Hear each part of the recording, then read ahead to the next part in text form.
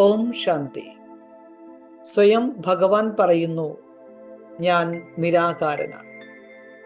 നോക്കൂ, എല്ലാ ആത്മാക്കളും ഈശ്വരനെ വിളിക്കുന്നത് ഗോഡ് ഫാദർ എന്നാണ്. അപ്പോൾ തീർച്ചയായും അത് നിരാകാരനായിരിക്കും. അപ്പൊ നിരാകാരനായിരിക്കുന്ന അച്ഛൻ വന്നിട്ട് ആത്മാക്കളായ നമ്മൾ കുട്ടികളോട് പറയുകയാണ്, നിങ്ങൾ എന്നെ ഓർമ്മിക്കൂ.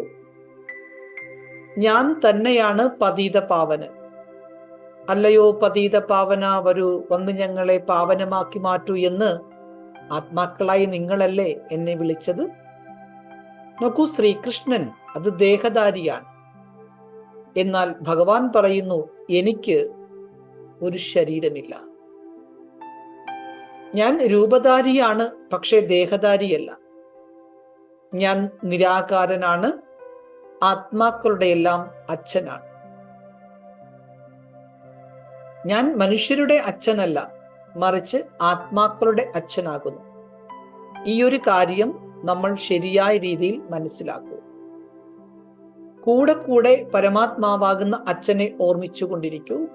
അപ്പോൾ ആത്മാക്കളായി നമുക്ക് ആ അച്ഛനിൽ നിന്നും സമ്പത്തെടുക്കാൻ സാധിക്കും. ഇപ്പോൾ ആത്മാക്കളായ നമ്മളുടെ എല്ലാവരുടെയും 84 ജന്മങ്ങൾ പൂർത്തിയായിരിക്കുന്നു. ഇത് നമ്മുടെ ലാസ്റ്റ് ബർത്താണ്. ഈ സമയത്ത് ഭഗവാൻ വന്നിരിക്കുകയാണ്. എല്ലാവരും അച്ഛ അച്ഛ എന്ന് വിളിച്ചുകൊണ്ടിരിക്കുകയാണ്. പല രീതികളിൽ ആളുകൾ അച്ഛനെ ധാരാളം ഓർമ്മിച്ചുകൊണ്ടിരിക്കുകയാണ്. നോക്കൂ, അനേക ജന്മങ്ങളായി നമ്മൾ എല്ലാവരും നമ്മുടെ ശരീരത്തിന്റെ അച്ഛനെയാണ് ഓർമ്മിച്ചു കൊണ്ടിരുന്നതെങ്കിൽ ഈ സമയത്ത് എല്ലാ ആത്മാക്കളും ഓർമ്മിക്കുന്നത് ആത്മാക്കളായ നമ്മുടെ എല്ലാവരുടെയും അച്ഛനായ നിരാകാരനായ പരംപിത പരമാത്മാവിനെയാണ്. ഓം ശാന്തി.